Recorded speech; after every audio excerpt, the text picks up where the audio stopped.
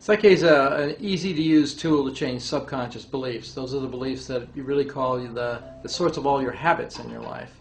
So most people find it difficult to change habits, but with Psych it's really very easy. Well, Psych is based on a lot of neuroscience research, actually. Left-right brain integration, it's called split brain research sometimes, or brain dominance theory. The idea is to reduce the resistance to internalizing a new idea. You know, most of us have used positive thinking, willpower, and a lot of effort to change our lives, whereas Psych first of all reduces the resistance to the new idea and then internalizes it very easily through various processes that integrate the left and right hemisphere of the brain. Psych is really a result of a series of intuitive moments that I had back in 1988 and 89. It was really actually a frustrating time for me because what I was doing wasn't working very well as a psychotherapist. I wasn't able to help people in the way that I really wanted to. And so as I sort of just surrendered one day in a sense of opening up to some new ideas, these new ideas were actually given to me in a series of intuitive downloads. Psych has changed my life profoundly. First of all, from a personal and professional point of view, I was more effective as a therapist, which is what I wanted to do. That's what I was doing professionally. And personally, I used the work with myself, profoundly changed my life. I'd say my level of joy in life went exponentially from sort of mediocrity, sort of the people living lives of quiet desperation in society, to really having a fulfilled, passionate life about what I do. Oh, I'd say it's in the thousands of people. I really haven't kept track of exactly how many people are involved, but now many, many more people are experiencing Psych because in the beginning I was the only one doing Psych in a private practice. Ultimately I began to teach the work to other people, but what really, really got Psych going was introducing other people to teaching Psych, and now it's taught worldwide. Well, many results, ranging from physiological results, disease processes that were interrupted or actually just dissolved, certain aspects of physiology changing because there's a very strong correlation between the mind and the body, and most of the neuroscience that we are privy to these days substantiates that connection. And on a personal level, more joy, more happiness, better relationships with other people, better relationships with myself and my own spirit.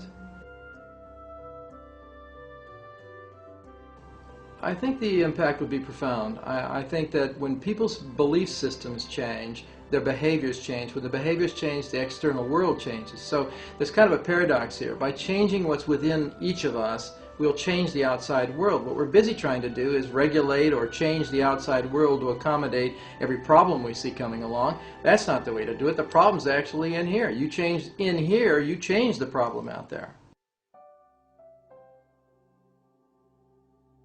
Beliefs play a profound role in what children learn because they begin learning long before they're children. Actually, in utero is when the first learning begins to take place, and that's a biological learning. That's a learning that you could call nature's Head Start program, as a biologist friend of mine calls it, Bruce Lipton. He talks about gestation being a period of getting ready to be born, and actually you're learning what your environment's going to be like before you are born. So once you're born into that environment, then all of the information that you have begun with during gestation is moved into the world. Then that's reinforced over and over again until about age 5 or 6 years old.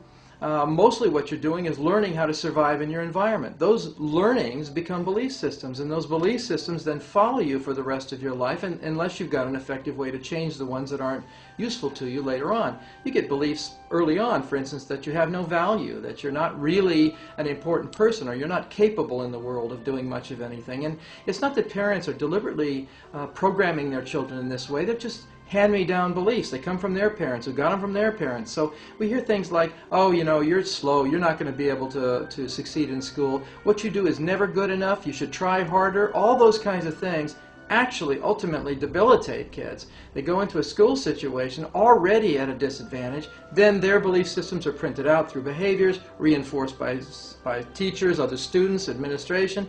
When that changes, everything changes. Well, first and foremost, to change the way that structure and system impacts them as teachers. Because if all they feel is stress every day, the human body was never designed to handle chronic stress. Acute stress, yes, that's fight or flight response. You know, something happens, you need to gather up your resources and take off, you do, or you stand your ground and you fight. But in a school situation, in life in general, in fact, there seems to be stress all the time because people are under such pressure to perform, to get things done in a system that really is counterproductive oftentimes to getting anything done. And I think we're trying to fix the problem at the wrong level. We're trying to fix it at the physical level when we haven't dealt with the subconscious level, the patterns of belief which drive our behaviors, which create perceptions, which actually either going to change the problem into a solution or we're just going to stay with the problem.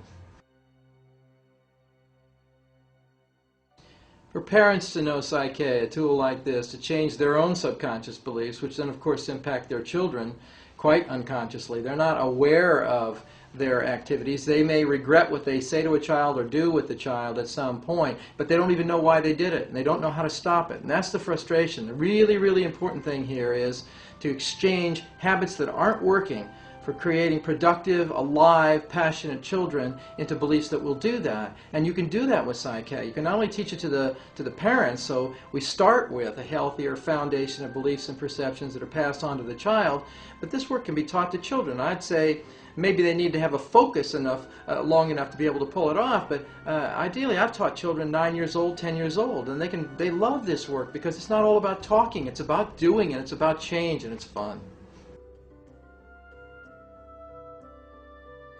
With superintendents at this point, it would be a good idea for them to contact me directly. I'd love to discuss the possibilities of how this element of their whole world might enhance what they're trying to do. I don't have all the answers to the school system's dilemma, but I have one that I think is a piece of the puzzle that when placed properly in the whole matrix of the problem would have a profound effect on all other aspects of education.